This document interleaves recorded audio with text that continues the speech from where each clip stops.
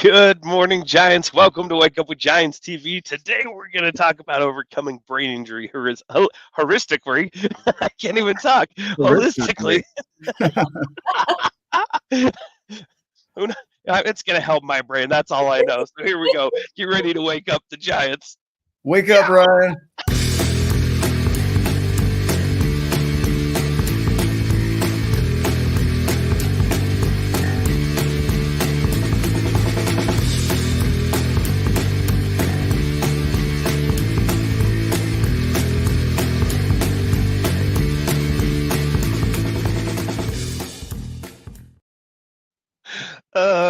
I haven't had my caffeine this morning, Giants. I've had some water, which helps the brain too. But I'm Ryan Morris. This is Nick Smith.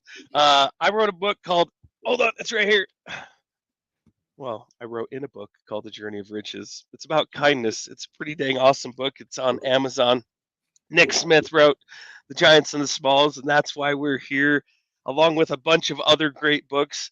The Tortoise's Hair just got released. It's right there. Oh, it's right there. Here's a big view of it. Oh, there you go. Thank you for that. Did you like that? Like, I don't even know which way I'm pointing. So you did amazing. So yeah, right there. Just That's what I did. that looks like I'm picking his nose. Yeah. So go pick up that book, the Tortoise's Hair, and he's written a bunch of other amazing books as well. Nick's been writing books since he was like, I don't know, a month old. I came out with a fountain pen, like the feather pen. Yeah, and he's almost 50, so that's a lot of years of writing books. Yeah, one more year. Oh, sorry, I got you. Good morning, Al. Great Al Richards. How are you, sir? Oh my gosh. Well, we're excited to be here this morning, Giants, even though I can't speak, but maybe I'll learn a little bit better as we go today. We've got our Sum Gigante training, or we call them our SG groups. SG 15 is rolling through right now, steaming ahead. And if you want to sign up for the next SG group, that's where we talk about all our 12 journeys that come out of the Giants and the Smalls. Nick, you want to talk about that for just a second? These journeys will open you up. So anything that's getting in your way, the narratives, the stories, the triggers, the emotions, we teach you how to navigate that. So we give you a framework that takes you from the root to the shoot to the fruit. So holistically, we cover everything in your world so that you can start to live into your fullest potential, discover what your unique talents are, and then really make that impact into the world. And we do it all in 6 weeks through our Sum Gigante program. We're on cohort number 15. We've got incredible people out of the UK going through this program right now. And so we do it all by Zoom, and we meet for an hour and a half every week for 6 weeks. And I promise you will come out of that a different person. And you'll know a framework that you can use again and again in your life to do anything you can imagine.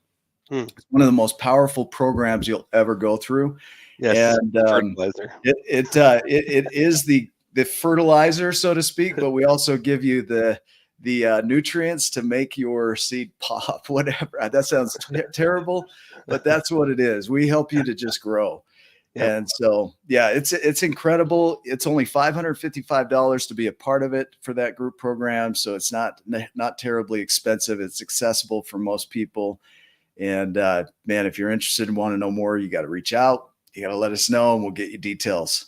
Come follow us on A Tribe of Giants on Facebook, and hit the alert button on YouTube, because you can know when we go live every single dang time.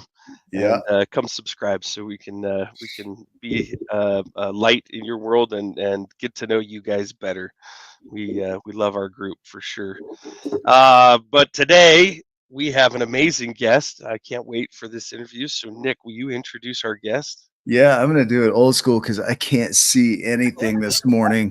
What happens when you're about to turn 50 in January? Dude, it just all of a sudden went away, and my close-up eyesight is just gone now. I think it's from staring at the computer screen for hours on end. So Yeah, we're honored. We've got Jessica Endicott with us. She's a remarkable healer who's dedicated her life to guiding people through some of their most challenging health struggles.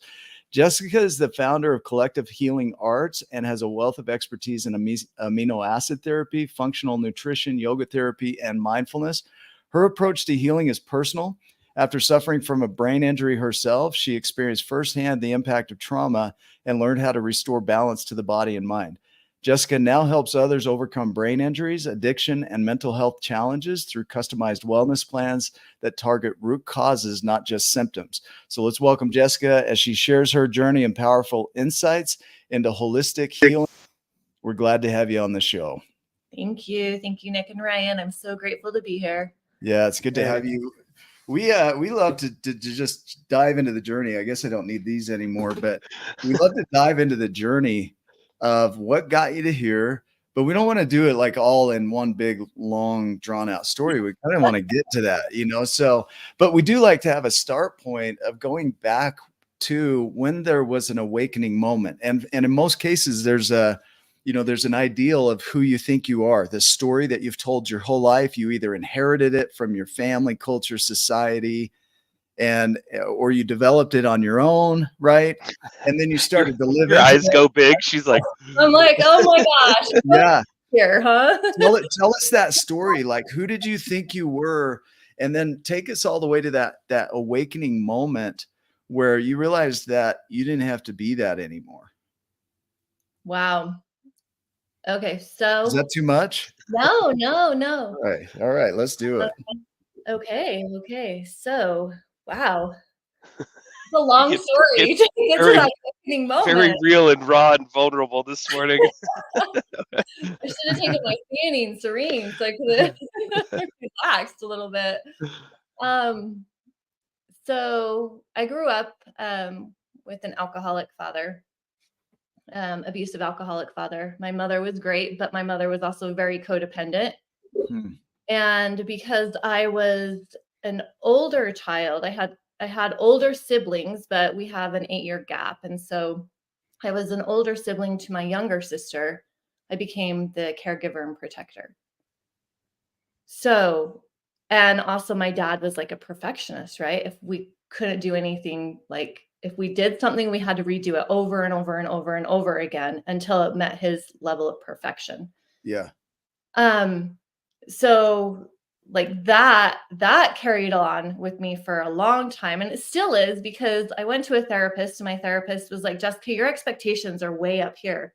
Like nobody can ever get to these expectations. Nobody can ever like meet you up here. Can you bring them down a little bit? I'm like, no, I can't.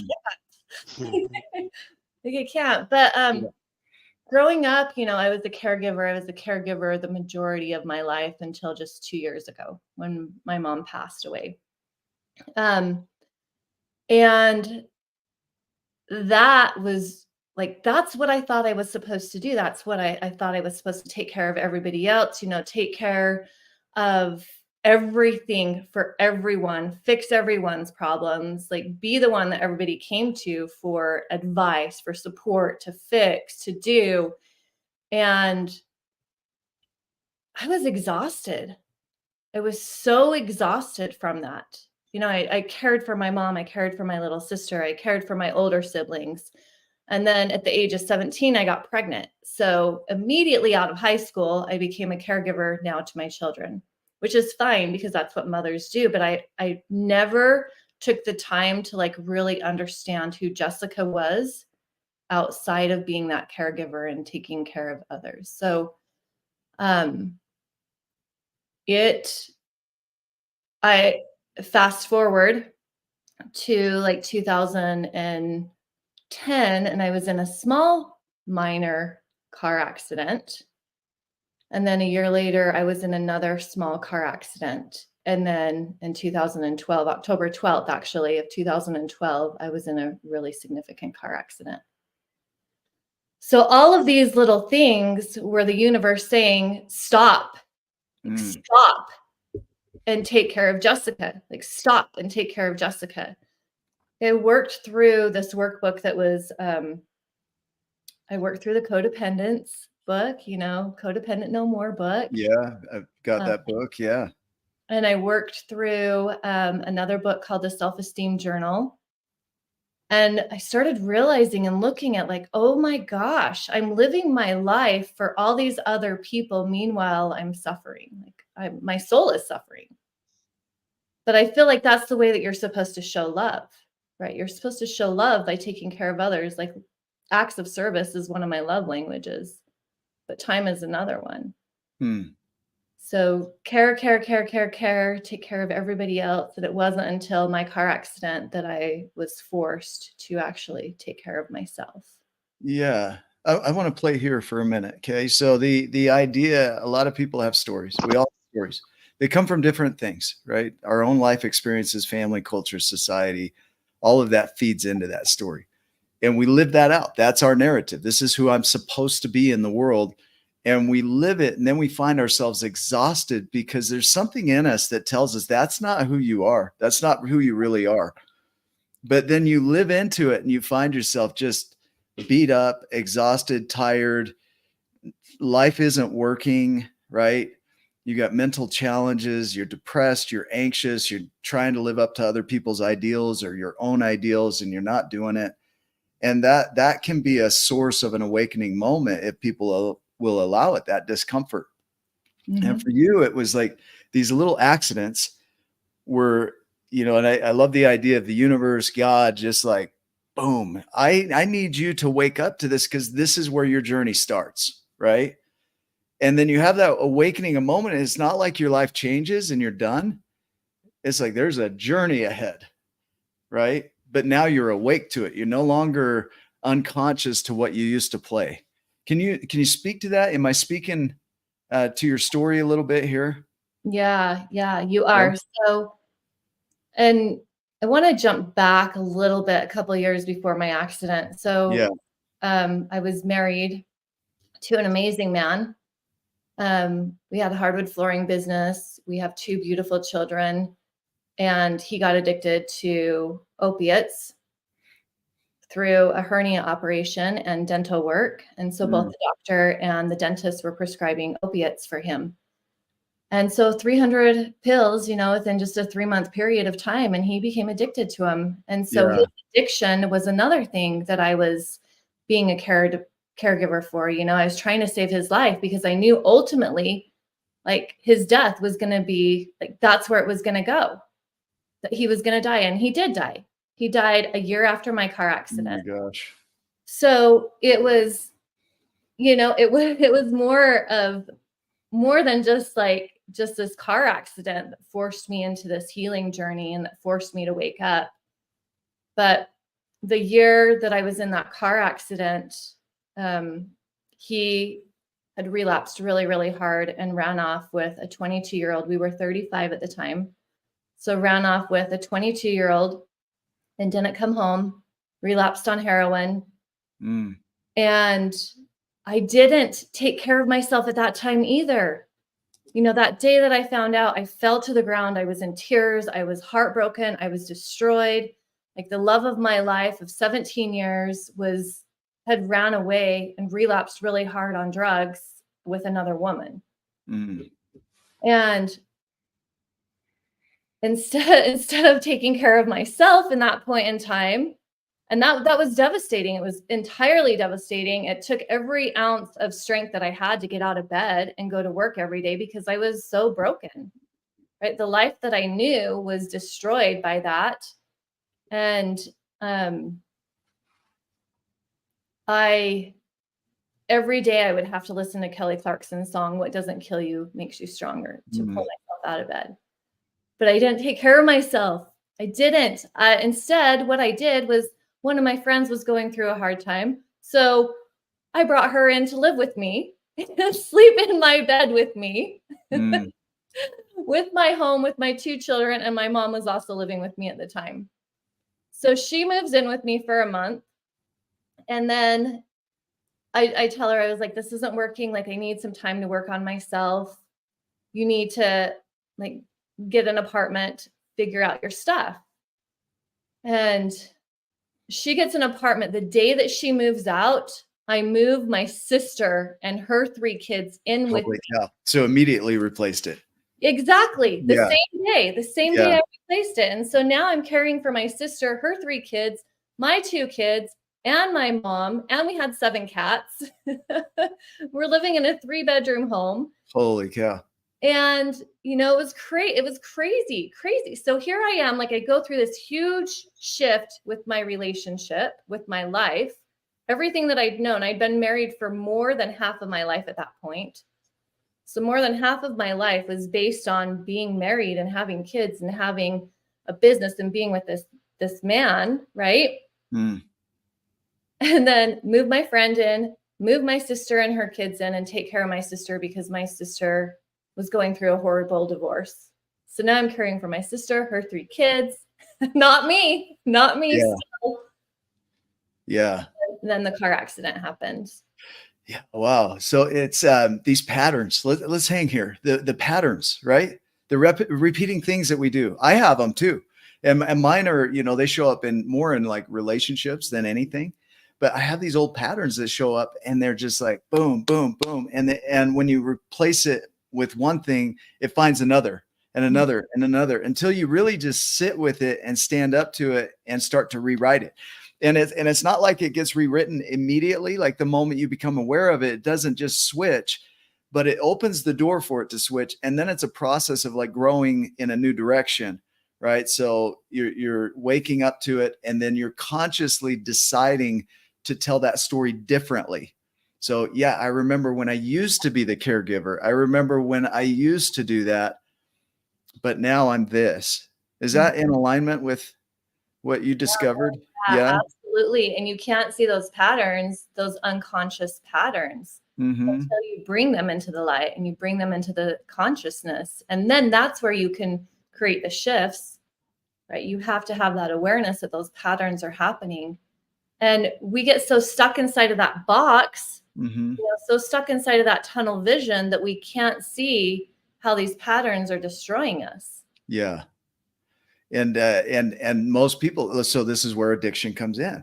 So when people do wake up, or they start to experience, that discomfort of their old life, and they don't know what to do with that old life, they know that's not them, or they haven't learned how to deal with their emotions or their thoughts or navigate those, then addiction can pop in, because it feels better to have that in a lot of cases and numb out to that and distract with that than to face that.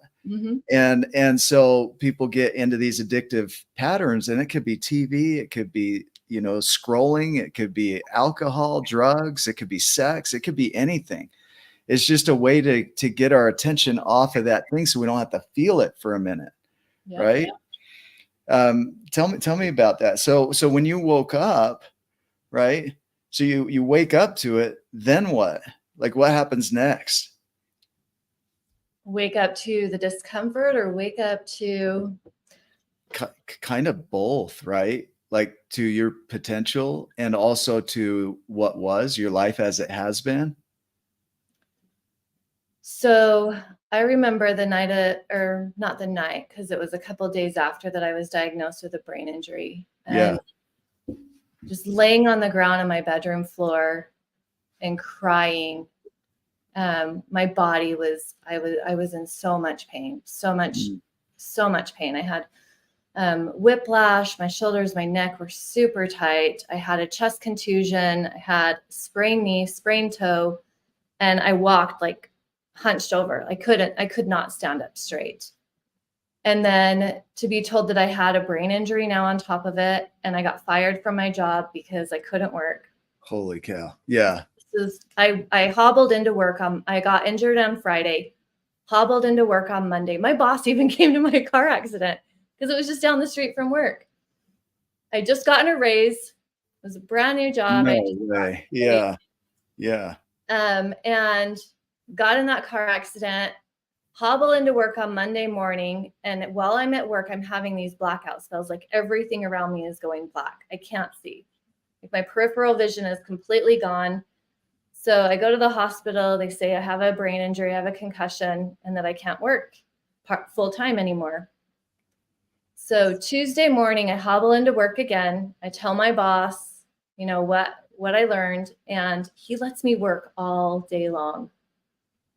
And then he comes in and he tells me, Jessica, he said, we need somebody full-time. Oh my We're going to God. have to let you go. Are you serious? We're going to have to let you go. Dang. Holy It's crap. wild. So I go home and go into my room, and I just am laying on my floor. I just feel completely defeated. I'm laying right by my closet on the floor, just so completely defeated. My body's hurting. I'm not taking pain meds because I don't take pain meds because my husband died from opiates, right? Oh, this hasn't happened yet. He didn't Yeah, yet. yeah, Come yeah. on. I'm like, Yeah, but I mean, he ran off with another Foreshadowing, for opiates, right? Yeah, yeah.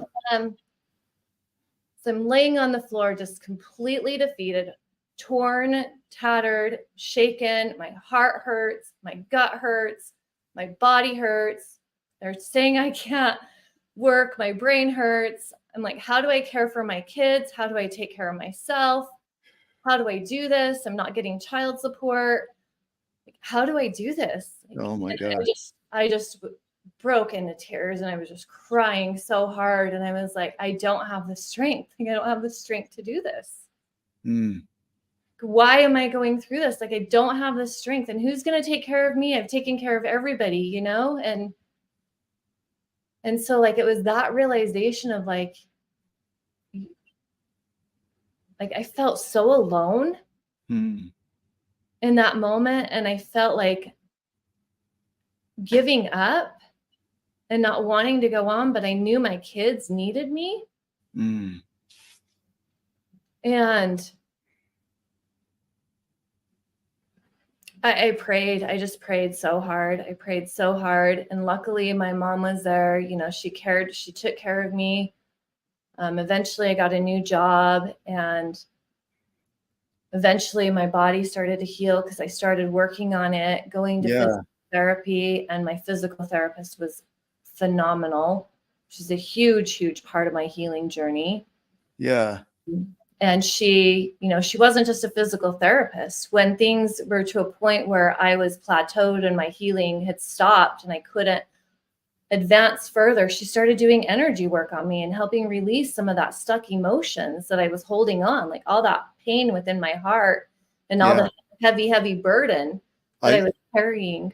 Yeah, I want to get to this part because but before we do, like the growth, I'm having this visual, you know, like you get stuck in the darkness, right? And it's almost like people say, yeah, wake up. It's going to be fun. You're going to love it. It's like having kids in Utah. It's like, have 5, you're going to love it. Have 5 kids or 10, you know, the more, the merrier. And you're like, what? Why didn't people tell me it was like this? You know?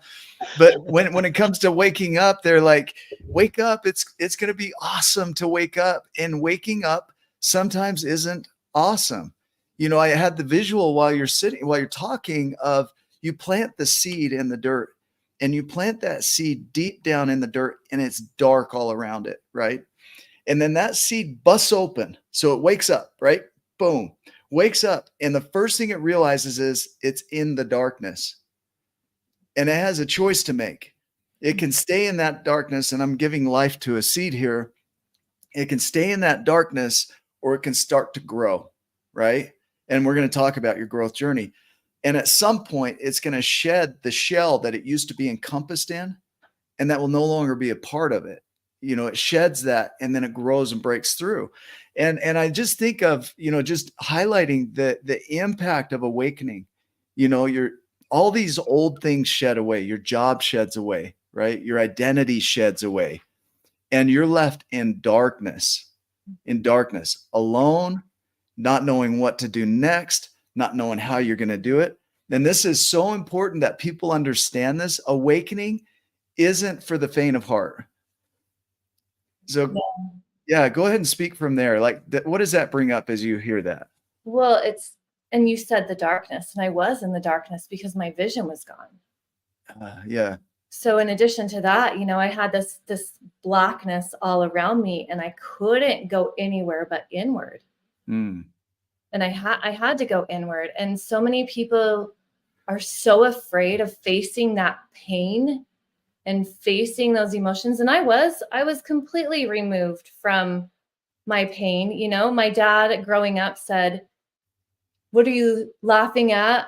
I'll knock Mm. that smile off your face. Why are you crying? I'll give you something to cry about. You know, we weren't allowed to share our emotions or express them. And so now here I was, completely raw with all these emotions, completely Totally. shook up, everything completely unearthed, in the darkness and the aloneness and the heaviness of knowing that I still had 2 children and all these responsibilities, but I couldn't do these responsibilities. I was forced to just take care of Jessica and look at Mm. Jessica and focus inward and deal with everything that I've been running for so long. And I didn't realize I'd been running from everything for so long. You know, Mm. running from the abuse as a child and running from like the bullying and growing up and running from my husband's addiction and running from myself. And in a way, your addiction was caregiving. Your addiction was bringing other people into your space so that you could put your attention on them, so you didn't have to look here, right? And that was like, in a way, we look at your husband's addiction, and people can say, "Oh yeah, that's easy. He had opioids, you know." Of course, but they don't think about their way of being as an addiction, Yeah. right? Yep. Yeah, the self-sabotage, the stuff we do. And I can relate. Like mine, like I said, is over in relationships. For other people, it's caregiving. For other people, it's drugs. For so yeah. Continue. Like what happened next? So you wake up and you're in that darkness and you've got to grow. And it would be easy to just get to the finish line and just say, oh, I did this, this, and this, and I'm better. But how did you like grow out of that darkness? Does that make sense? It wasn't easy. It wasn't Okay. easy, but it was baby step after baby step, you know, one foot in front of the other. Mm. And holding my heart, like just holding my heart when it was aching and holding my stomach when it was aching and just being with those emotions because I couldn't do anything other than that. I had to be with them. Mm. And yes, I could have numbed, I could have drank, I could have done all these other things, but I had a brain injury. Yeah, right, right, How is my brain going to heal if I resorted to that? right. It wasn't. And so one foot in front of the other, you know, just slowly day by day and going to my physical therapy appointment, going to my chiropractor appointments, going and meeting with my concussion doctor. And when you have a brain injury or a concussion, they recommend only being on like electronic devices for 30 minutes a day. Really? So I couldn't escape. I mean, I Holy cow. chose, I You full on chose, had to be in it. yeah, Yeah, I chose not to. I mean, I could have, but I wanted to heal. I wanted that healing more than I wanted to escape. yeah. The key that you're hitting on too is the small steps. We say giants still take small steps. They're just bigger. But they take these small steps. And Benoit Mandelbrot, the mathematician, says that small equations are they when repeated create the complexities of life. So he calls it a fractal. But these small steps are what build the brain back or build our identity.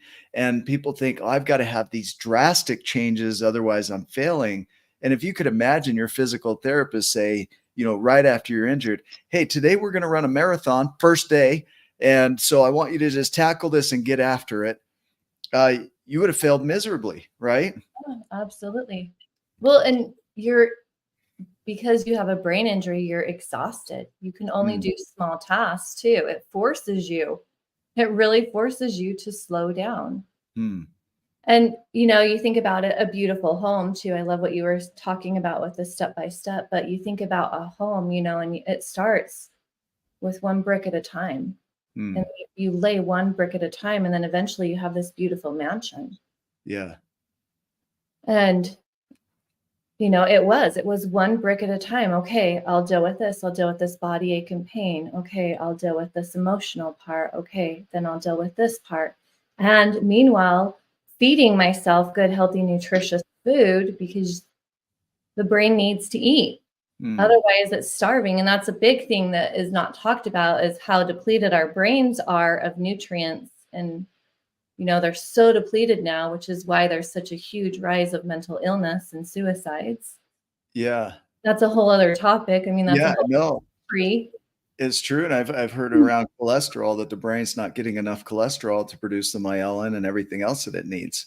And so we're like stripping our brains of all this stuff that's so good for it, Yeah, the cholesterol is the lubrication for our brain. Yeah. We need it to be 250. So, and in my trainings, it's 250. 250 is what our total cholesterol score should be. Barbara O'Neill says it should be 350. Mm. And in other parts of the world, people who have cholesterol levels of 350 have a long longevity. And fewer issues with Alzheimer's and other degenerative diseases, right? And so, yeah, you're on mute, brother. There you are. It's interesting because that's exactly. Sorry, I coughed earlier and I didn't want to Yeah. cough into the microphone. It's the quietest cough ever. Yeah. It's just interesting to hear that, because that's things that like my parents' generation especially were taught to avoid, like the plague, right? The cholesterol and all of that stuff. But then that's something that we desperately need for our brain to function at its optimum level. Now, there's obviously, I'm sure there's great ways to make sure that that's done in conjunction with a whole bunch of other things, but it's like rewriting the narrative that we were taught, because that's not working. In fact, it's actually causing all kinds of problems, which I'm sure you're going to speak more to, because I'm not the expert at that. So I'd love to hear more about that too. So. Yeah. Yeah, go. You're good. I keep taking the control from Ryan and moving the screen around, and we're not doing it at the same time. Yeah, we're all over the place. Yeah.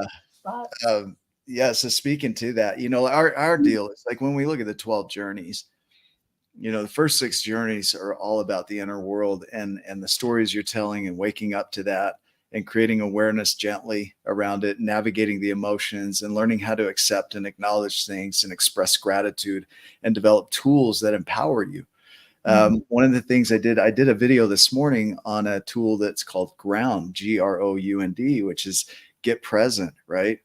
Recognize the story that you're telling, own it. Understand it. Where's it coming from? And then neutralize it. And that's where people get stuck, is they don't neutralize that story. They reinforce it.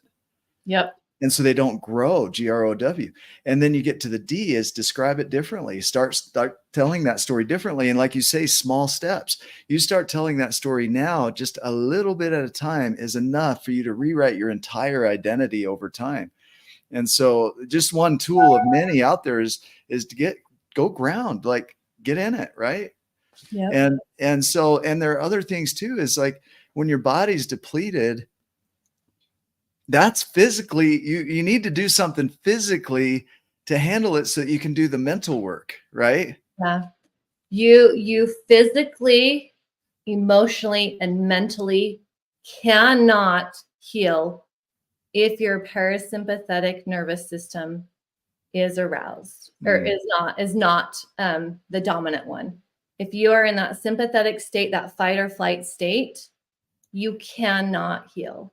And if you're not eating, you are in fight or flight. Your body doesn't know. Like, it does not know that you're trying to do something good, or all it knows is it's starving. So it puts it in a fight or flight. If you are not taking care of your emotional state, you are in fight or flight. If you're having anxiety and depression and those things, you're in fight or flight. So you have to get yourself out of fight and flight first before you can do any healing or growth. And truthfully, like when you get into that fight or flight state and your brain shrinks down because your prefrontal cortex shuts off and your circulation shuts off. And so it makes sense that when the brain is in a survival mode, it's not going to grow. So you first have to handle the trigger, which is get present, like breathing or nutrition or exercise or call a friend, phone a friend, right? Stuff like that. Therapy. Yep. Yeah. Or a combination of all of it. Yeah. Absolutely. I love what you talked about the ground, and I love how you said the own. Yeah. Because you have to recognize those thoughts too. And are they serving you or are they hindering you? Yeah. Are they helping or are they hindering? And shifting those, because if I would have stayed in that state where I was laying defeated on my bedroom floor and said, I can't do this, because I was saying, I can't do this. Like, I can't do this, Yeah. God. Why did you do this? Like, why did you give this to me? I can't do this. This is so fucking much. Yeah. Yep. So much. And if I would have just stayed in that state of mind, That's our other favorite F word, by the way. So yeah. if Keep I going. would have stayed in that state of mind, I would have Yeah. been where I am today. Yeah. You know, our thoughts play a huge part in our ability to be able to heal and Yeah. shift and move forward. But people get stuck. Like they think, you get triggered, right? You get into that emotional state and you're in fight or flight, and your thoughts are, you're thinking differently because you shrink down into that protective mode and you totally see the world differently. But then you try and resolve the world from that. And it's hard because you're in that sympathetic state, like you say, and you're working with a limited capacity of your brain, not the full capacity. And your reasoning is set on that perception that you have from that brain, not the full brain. But when you can calm your body down, then that brings everything back online and you can actually do the processing and move that story in a new direction so that the next time it happens is less impactful. There in my life, I was diagnosed with generalized anxiety back in 2017 and complex PTSD. It took me over a decade to even start to shift my identity. And Wow. now it's down, through the framework, the 12 Journeys framework. It might take me a few days. It might take me a week, but I move through it so much faster, right? Because I know I've got to get my body online first, and then I can do my work. And so it's easy to get stuck in that pattern of, oh, I just need to work on this right now. And that's where people are like, this is too hard. I'm going to numb out. I'm going to go distract. I'm going to eat. I'm going to have sex. I'm going to do all this stuff, right? Just, I don't want to feel this. Yep. And that's why the fifth F is the F word. It is. Yeah. In the fight, flight, fawn, freeze, and research shows fuck is the fifth F, and people don't know that, right? So, and this isn't a family show, by the way. Some people, this Giants and the Smalls was the foundation of the book, but I wrote this book for adults and, to teach their kids principles when they grow up, that when they do become adults, they have this foundation. But truthfully, this is life. Your kids are going to face this. Right. Mm-hmm. So in a way, it is a family show because we're teaching you principles that you can go back and teach your kids, that they're not going to have to go through a lot of this stuff because of what you're able to teach them. Yeah, right? Absolutely. So when they do go through that stuff, because life has a funny way of making that happen. Yeah. That they'll know what to do, or they'll have more tools, or they'll have a parent or a friend or somebody that's gone through that knows what to do and can then assist them along the way, and they don't get stuck in it. Like, it took me 40 something years, to wake up. It was a long time. Yeah. And as I met Nick Smith and as I started diving into these principles, it was like, oh, and I've been doing this with Nick for 5 years, and there's still stuff that comes up. I'm still doing my work. But because always. And there's moments where the F word comes up a bunch. And it's fine. That's another one. It's fine. I'm fine. It's fine. Good, Mine is the unraveling of all of the other, yeah. all the other stuff. Yeah. I hear Ross from Friends. I'm fine. And it's just it's life happens still. But I know what to do, and I can also create from that point and continue to spiral up, even going through the shit of life. Yeah. Yeah, spiral up, even going through the storms of life, because how many times do we spiral down when we're facing those storms? I love what you said, spiral up. And and we are the examples. We have to lead by example for our children. Right. And we can't teach them that what we don't know. I thought I just saw a comment from Hugh. Yeah, we can go back and bring that up. I'm trying to fix a problem you've never experienced. Yeah. Yeah, it's you know, Like, yeah. Insecure neurotic. Yeah. fucked up, insecure, neurotic, and emotional. It's fine. I'm fine. I'm fine. Fine. I'm just Sorry. insecure, neurotic, and emotional. Love that. Giving grace to all this, though, is like the human experience is what we're talking about here. Is all of us go through some version of this. Whatever the story was, the origin story, however you started out, isn't what's important. Waking up is challenging. When you get planted in that dirt and you wake up and you're like, oh shit, everything I thought I knew about myself is no longer that. Right? Surprise. Yeah, surprise. You're gonna love it. Yeah, that death, that ego death, and you do Yeah. mourning, and you go through that grief of all of it. And people don't understand that that's what some of those emotions are, is the grief emotions. yeah. And you need that grief is so essential because and people don't think about that. You're leaving behind a life you always knew.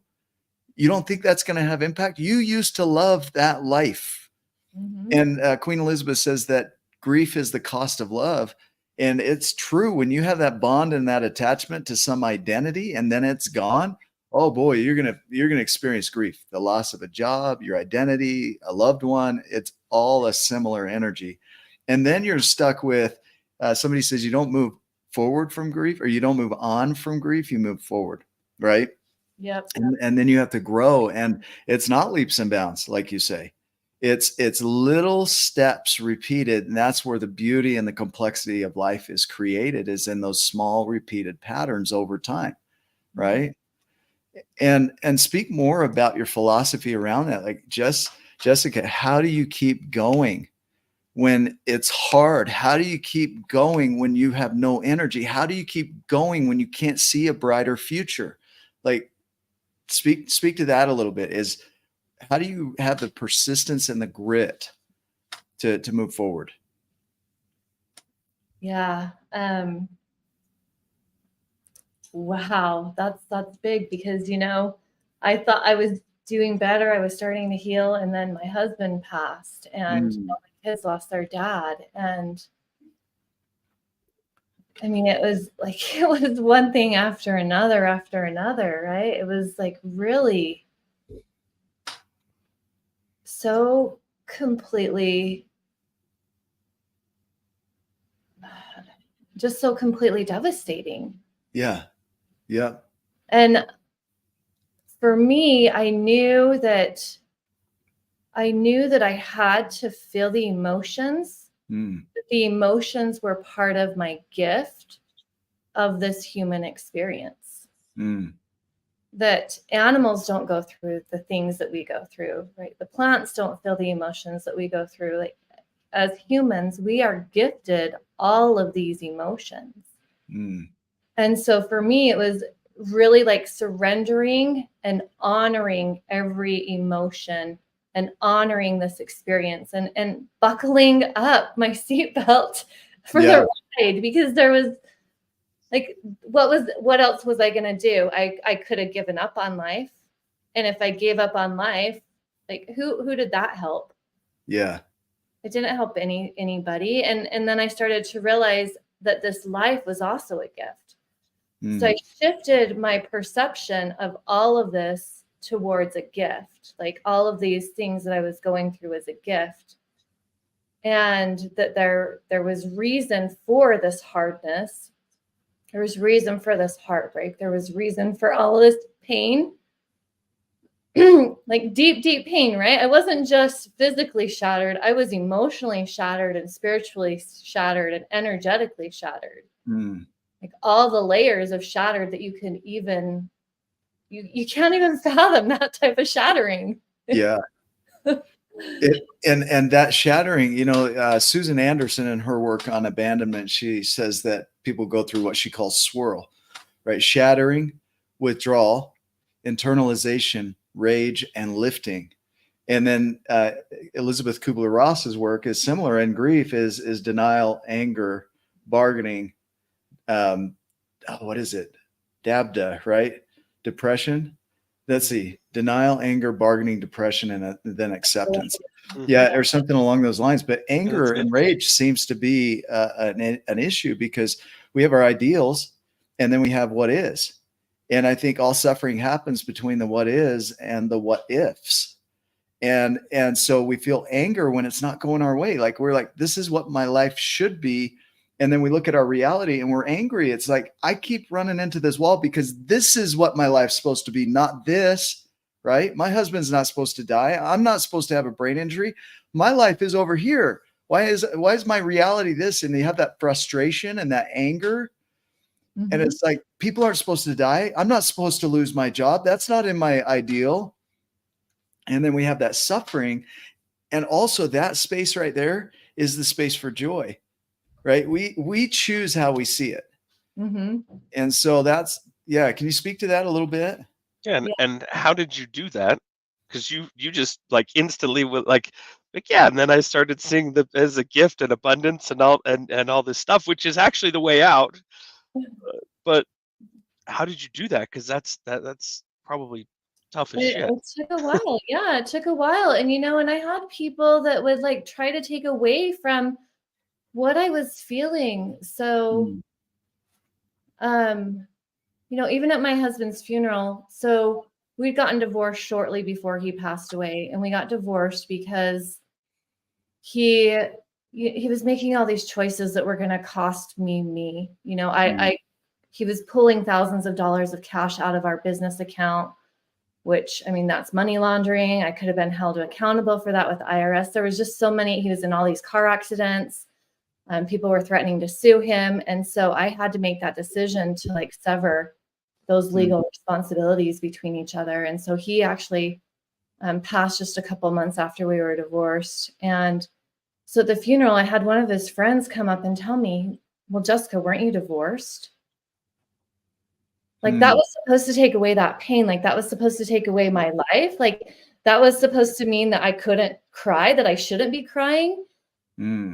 And it did. Like I did. I was like, should I be feeling these emotions right now? Right. Like it really started to make me question me. And then I had to be like, F you. Mm, Like this is mine. Like I get to feel the vastness of this, you mother effer, right? Like yeah. Yeah. it's like, this is my freaking experience. This is my pain. This was my companion. And you don't get to tell me how I'm supposed to be feeling from this. Good for you. Yeah. Good for you. That right there is power. And that was when, like, because I was giving away my power still. And when I realized, like, no, I get to fully feel this vastness, because if I don't feel this vastness, I don't Yeah. get to advance. I don't get to heal. I don't get to move. And that pain, that deep, deep pain, and that deep grief, and that deep heartache was a gift. Yeah. Because to the other end of that was how much I got to love and experience my companion, right? Mm, And there was a whole lot of gratitude that I had to start practicing. I was so grateful for the time that I was gifted with my husband. I yeah. was so grateful that I still had my life. I was so grateful for the people that were helping me heal my body. I was so grateful for my physical therapist. I was so grateful for my chiropractor. I was so grateful for my sister for saying, Jess, let's go do yoga. And then so grateful for my yoga teacher turning me on amino acids to help further heal my brain. And then, just shifting into that gratitude state. And thank you for letting me feel this pain. Thank you for letting me feel this grief. Thank you for letting me feel these tears. Thank you for also letting me feel this joy. Yeah. Thank you for letting me see my children with smiles on their face, even during this hard time of trying to grieve their father. I'm thankful that my children are still alive. Yeah. I'm thankful that I have my mom. I'm thankful that I have these 7 cats that drive me crazy, that are marking my territory, and like, this is insane, right? I'm grateful that I can move my body. Yeah. I'm grateful that my brain is starting to function. I'm grateful for food. I'm grateful for the supplements. I'm grateful for water. Just any little thing that I could find gratitude in, I was pulling that gratitude, because gratitude's energy is such a higher vibration than that energy of defeat. Mm. Yeah, that's so so gratitude for us is the fifth journey. And we've noticed that when you start to accept your life, the fourth journey, that you automatically start moving toward gratitude as a natural expression, not something you learn to do. It just expresses from you. And so gratitude is one of those tools that helps you to start seeing the good in your world. Byron Katie says that as long as you think the problem is out there, as long as you think the issue is out there, there's no hope. You'll forever be the victim. You'll be suffering in paradise. And the reason she says suffering in paradise is because paradise doesn't change. Mm. We do. And our perception of it changes. And paradise is paradise. It never changes. But we can't see it because of how we're perceiving it. And gratitude is that thing that brings us back to paradise. It's that ownership. Like when you're like, listen, motherfucker, I'm going to own my experience here. You don't get to take that away from me. That ownership is part of that power that helps you to see that gratitude, that helps you to see, I get to go through this full experience so that I can heal it, so that I can see all this stuff. And then it's from that abundance that's there that you start to create your world and start to impact the world in a positive way. And so it's amazing to me, the power of just shifting that point of view. Gratitude, it brings you back to that paradise, that peace, that comfort. And man, what a great lesson to hear you just express all that gratitude right now, like for all these things. Yeah. Any thoughts? Sorry, man. Any final thoughts? I got my hands up so I don't touch the thing, but final thoughts around that. I want to look at, like, as you think about your journey and you're looking at the person across from you on this screen, right?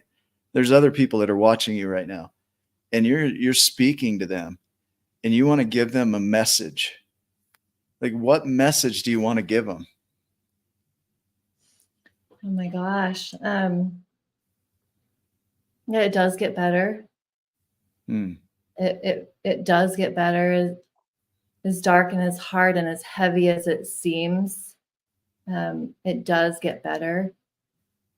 And even if there's only one thing that you can find to hold on for the day, find that and hold on to it. Even if it's only your breath. Even if it's just gratitude for just being able to breathe and be alive. And I think that it's so important to recognize and to accept that our emotions are part of the journey. And if we can embrace them and we can honor them and we can give them voice, that we can shift through our healing journey so much more quickly than if we don't allow them to flow. And so allow them to flow, allow them to be, and embrace them, and hug yourself, hold yourself. Really hold yourself, like hold yourself or hold your heart, and just take some deep breaths and know that it's okay and you can get through it. And like life is beautiful. It is beautiful once you get through that. And even the journey, the hard times are very beautiful too. Yeah. There's a question I saw there that I don't know if it pops up, but who are you today? So you go through all this journey, right? Who's Jessica today? Because you were a version back then, but who are you today if you were to describe yourself? Well, so identifying. Sure, It's interesting, right? Because when you go through the spiritual journey, you become a divine being, and you understand that you're part of everything that exists, and everything that exists is a part of you. But is like to identify with the physical. I am a mother. I am a grandmother to 3 beautiful babies. I am owner and founder of Collective Healing Arts. I help people heal from their brain injuries and addiction. I am happy. I am calm. I'm at peace. There's not much that interrupts my peace, my flow of peace anymore. I'm put together. I have a lot of people that always say that they need to be around me just because I bring them peace. Mm. Because when you go through hell, you learn how to find the peace or the stillness within the chaos. Yeah. And you wouldn't be who you are today without any of the experience, including the caregiving, including the addiction of your husband, including the death of your husband, right? And all of these things, they created you at your core. It was an evolution to become who you are today. So to deny any of that would be to deny yourself, because these are the scars of your life. These are the things that molded you into who you are today. Exactly. And the thing is the scars are no longer driving your life. You're driving your life, but you still have the scars. It's like, but they no longer have the pain attached to them. They are just simply marks along the journey that helped you to develop into who you are today. Right. And you speak to the person on the other side of it gets better. What a powerful message right there is. As dark as it gets better. So hang in there, keep stepping, right? Yep. I love that. Ryan, final thoughts here from you? So I was just sitting here and we have guests from all different types of walks of life. Just some of the most interesting stories that you could ever just possibly dream of. And I sit here and I listen to them, and the shit that I go through is my own Everest. It's my thing. I hear the physical stories of stuff like this, like that you've been through, and somebody at home could be like, "Oh my gosh, that's so great. That's so much." It gives me what it does for me is it gives me gratitude for where I'm at, and it also gives me some perspective that there is things that could happen that are more physically worse than what's happening currently in my life. But the steps are still the same from overcoming anything. Mm-hmm. And that's why we do this. Is it's a model. It's showing. Sometimes there's some really dramatic and catastrophic and sometimes very horrific things that happen to people, and you might not experience exactly that. That's okay. And I hope you don't. I hope people don't have to experience that stuff. But a loss of a job, a loss of an ideal of what you thought something was going to be, and then it isn't, is just as devastating as the loss of somebody physically, or the loss of of the actual loss of a job, or something gigantic, seemingly. Yep. But for them, it's their Everest. It can take them out of the game. It can sideline them. It can spiral them down into depression and anxiety, and they go into survival, and um, essentially they forget who they really are.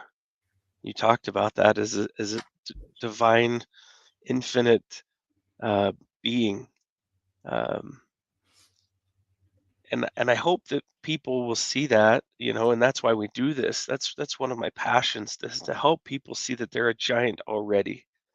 And you're doing that for people. That's the greatest part. Is we Nick and I, at the beginning of all of this, we set a goal for 100 million lives touched, and that number seems so far out there.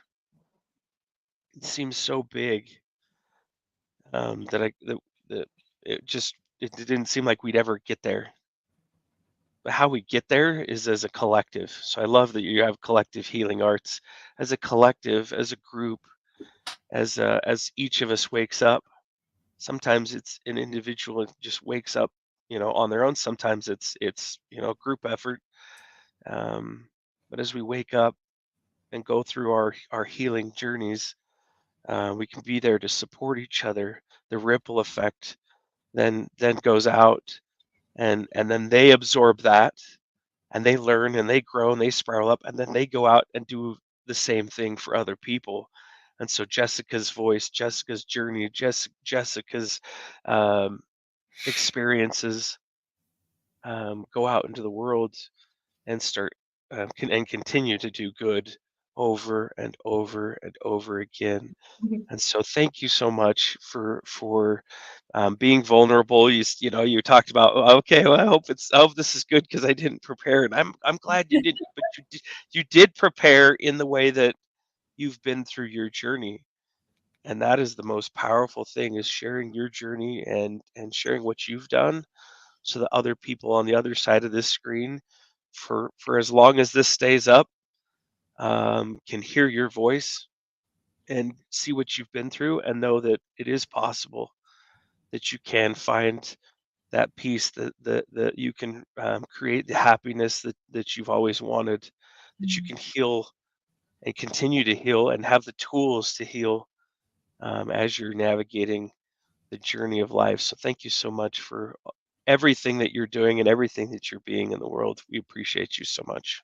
Yeah, thank you. Thank you, Ryan. Thank you, Nick. I appreciate you too. Yeah, thank you. Is there anything else that needs to be spoken for the show to wrap it up, or before we wrap it up? Um, I mean, go to my website, Jessica, or go to my website, www.collectivehealingarts.life. It's LIFE. Okay. I do have some things coming up, some workshops coming up. So look at those. And if you want coaching, you need help with anything that you're dealing with, brain related, there's a way that you can schedule a free consultation with me on my website. So. Yeah. Awesome. And yeah, that's one thing for this show, is we get to promote you, is yeah, go talk to Jessica. You need to. If you're struggling and you're stuck, or you're in addiction, or you're healing, reach out. So we got the information down here too on Facebook. If you want to follow her on Facebook, Instagram, I think it's the same handle. Is that correct? It is, Yeah. yes. And then the website. So reach out to her. And Jessica, I feel like you really hit on all the 12 journeys, you know, that we speak about. Is it really is a combination of doing that inner work, that healing, and then growing, healing and growing. And there's no limit to the growth that we can do in our lives. And the only limitation that could be there is what we put on ourselves, what we describe as our limitations. Mhm. And so, but as a reality, that doesn't exist until we say that's a reality. And so you've demonstrated that, right?